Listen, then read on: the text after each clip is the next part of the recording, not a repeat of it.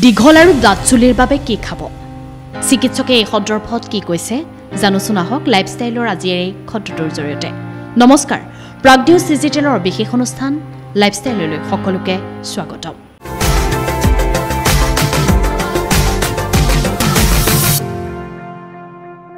যদি আপোনাৰ স্বাস্থ্য ভাল নহয় তেন্তে ই আপোনাৰ চুলিটো প্ৰভাৱিত কৰিব পাৰে হেতু হয়তো সকলোৱে জানে শৰীৰ বেয়া হলেই দেখিব যে আপোনাৰ চুলি সৰিবলৈ আৰম্ভ কৰিছে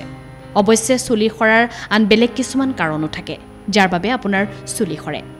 চুলি আৰু ছালৰ যত্নৰ বাবে আমি বিভিন্ন সামগ্ৰী বাহ্যিকভাৱে ব্যৱহাৰ কৰোঁ কিন্তু আমি বুজিবলৈ চেষ্টা নকৰোঁ যে স্বাস্থ্যৰ যত্ন লোৱাৰ পাছতহে চুলি আৰু ছাল ভাল হৈ থাকে গতিকে এনে অৱস্থাত কেৱল বাহিৰৰ পৰা সাৱধান হোৱাই নহয় বৰঞ্চ শৰীৰৰ ভিতৰৰ পৰাও সাৱধান হ'ব লাগিব বা শৰীৰৰ যত্ন ল'ব লাগিব চুলিখিনি ভিতৰৰ পৰা সুস্থ আৰু মজবুত কৰিবলৈ হ'লে চুলিৰ বাবে আপুনি কিছুমান স্বাস্থ্যসন্মত খাদ্য খাব লাগিব চুলি বৃদ্ধিৰ বাবে প্ৰটিন অতিকৈ গুৰুত্বপূৰ্ণ বুলি বিবেচিত হয় শৰীৰত থকা ভিটামিন আৰু খনিজ পদাৰ্থৰ অভাৱ পূৰণ কৰি চুলিখিনি ভিতৰৰ পৰা সুস্থ কৰি তুলিব পাৰে আৰু এই ক্ষেত্ৰত ছালৰ বিশেষজ্ঞ ডাক্তৰ অনামিকা গোৱেলে তেওঁৰ ইনষ্টাগ্ৰাম একাউণ্টত শ্বেয়াৰ কৰিছে স্বাস্থ্যসন্মত চুলিৰ বাবে উত্তম খাদ্য আপুনিও এইবোৰ বস্তু আপোনাৰ খাদ্য তালিকাত অন্তৰ্ভুক্ত কৰি আপুনি আপোনাৰ চুলি সুস্থ কৰি তুলিব পাৰে যদি আপোনাৰ চুলি সৰাৰ সমস্যা আছে তেন্তে এই খাদ্য খালে নিশ্চিতভাৱে এই সমস্যা সমাধান হ'ব প্ৰথমে খাওক কণী আৰু মাছ কণীত কেৱল প্ৰটিনযুক্তই নহয় vitamin A E calcium potassium magnesium আদি বহুতো পুষ্টিকৰ উপাদান থাকে আৰু ইয়াৰ উপৰিও ভিটামিন বি কমপ্লেক্স গুণো থাকে যিয়ে চুলি শক্তিশালী কৰাত সহায় কৰে আৰু চুলিৰ যত্নত আপুনি পৰাপক্ষত বাহ্যিকভাৱেও কণী ব্যৱহাৰ কৰিব পাৰে লগতে কণী খোৱাটো অতিকৈ গুৰুত্বপূৰ্ণ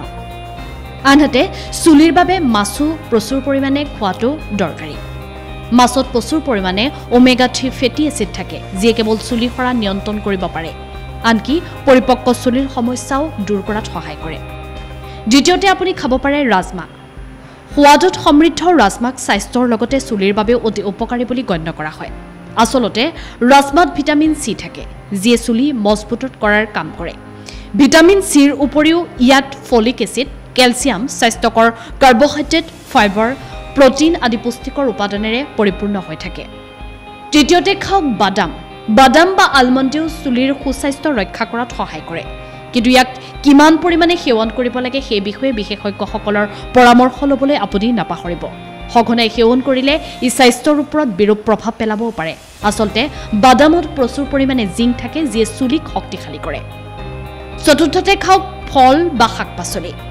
মজবুত চুলিৰ বাবে আটাইতকৈ গুৰুত্বপূৰ্ণ উপাদানটো হ'ল ফল-মূল আৰু শাক-পাচলি বিশেষজ্ঞসকলৰ মতে বুটমাহ কচু জামু চুলিৰ বাবে অতিকৈ উপকাৰী এই তিনিওটা খাদ্য বিভিন্ন পুষ্টিকৰ উপাদানেৰে পৰিপূৰ্ণ সেয়ে আপোনাৰ চুলিকোছা সুন্দৰ আৰু সতেজ কৰি তুলিবৰ বাবে এইখিনি খাদ্য আপুনি খাদ্য তালিকাত অন্তৰ্ভুক্ত কৰিব পাৰে আৰু শেষত ওটছ খাওক কেৱল বাহিৰৰ পৰাই নহয় ভিতৰৰ পৰা চুলি সুস্থ কৰি ৰাখিবলৈ ওটছ হ'ব পাৰে আপোনাৰ বাবে সৰ্বোত্তম উপাদান বহু মহিলাই চুলিত অটমিল হেয়াৰ বাক্স আদি লগায় খাদ্যত ইয়াক অন্তৰ্ভুক্ত কৰিলে চুলিক ভিতৰৰ পৰা মজবুত কৰিব পাৰে ওটছত protein niacin vitamin B6 vitamin B12 phosphorus riboflavin folate আদি পুষ্টিকৰ উপাদান থাকে যিয়ে চুলিৰ সমস্যাৰ পৰা আপোনাক মুক্তি দিব পাৰে গতিকে একোছা দীঘল আৰু দাঁত চুলিৰ বাবে কি খাব লাগে সেই সন্দৰ্ভত আজি আমি আগবঢ়ালোঁ আমাৰ বিশেষ অনুষ্ঠান লাইফষ্টাইল আৰু আছে খবৰ দিনটোৰ পৰৱৰ্তী বাতৰিৰ বাবে চাই থাকক প্ৰাগ নিউজ ডিজিটেল